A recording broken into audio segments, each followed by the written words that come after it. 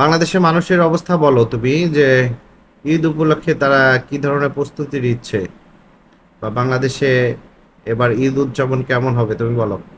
বাংলাদেশে ঈদ একটি প্রধান উৎসব। এই সময় শহর থেকে গ্রামে সব জায়গায় উৎসবের আমেজ থাকে।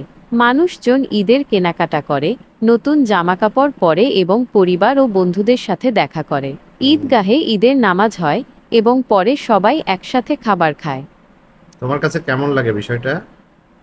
আমার মনে হয় ঈদ একটি আনন্দময় উৎসব। এই সময় মানুষজন তাদের পরিবার ও বন্ধুদের সাথে মিলিত হয় এবং একসাথে আনন্দ করে। এই উৎসবের মাধ্যমে মানুষের মধ্যে একাত্মতা ও সম্প্রীতি বৃদ্ধি পায়। আচ্ছা আচ্ছা। তো বাংলাদেশের যে কালচার মানুষের মধ্যে রয়েছে, যেটা ঈদের দিন আমরা একে অপরকে বাসায় ইনভাইট করি, তারা আসে, তাদেরকে আমরা খাওয়াই। বা ঈদে যে আমরা মিষ্টান্ন রান্না করি বা বিভিন্ন খাবার আইটেম রেডি করি, সেগুলো সবাইকে দিয়ে আমরা নিজেকে হ্যাপি ফিল করি। এই বিষয়টা তোমার কাছে কেমন লাগে? বাংলাদেশে ঈদের দিনে মানুষের মধ্যে এক ধরনের আন্তরিকতা দেখা যায়। তারা একে অপরের বাড়িতে যায়, কুশল বিনিময় করে এবং একসাথে খাবার খায়। ঈদের দিনগুলোতে ছোট বড় সবাই মিলেমিশে আনন্দ করে। এই দিনগুলোতে মানুষের মধ্যে ভালোবাসা ও সম্প্রীতি বৃদ্ধি পায়। তোমার কাছে কেমন লাগে আদার কালচার যে রয়েছে ওয়ার্ল্ডে, তাদের যে ধর্মীয় অনুষ্ঠানগুলো রয়েছে সেই তুলনায় বাংলাদেশে আমরা যে কালচারটা তুমি দেখো, সেগুলো তোমার কাছে কেমন লাগে? আমার মনে হয় প্রতিটি দেশের নিজস্ব কিছু সাংস্কৃতিক ঐতিহ্য রয়েছে যা তাদের উৎসবগুলোকে বিশেষত্ব দেয়।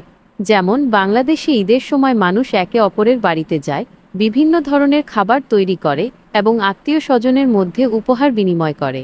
এই রীতিগুলো বাংলাদেশের ঈদ উদযাপনকে অন্যরকম মাত্রা দেয়। সেটা বুঝলাম, কিন্তু তোমার এন্ড থেকে তুমি এটা কিভাবে দেখো? এটা কালচারটা তোমার কাছে কেমন লাগে সেটা জিজ্ঞেস করলাম।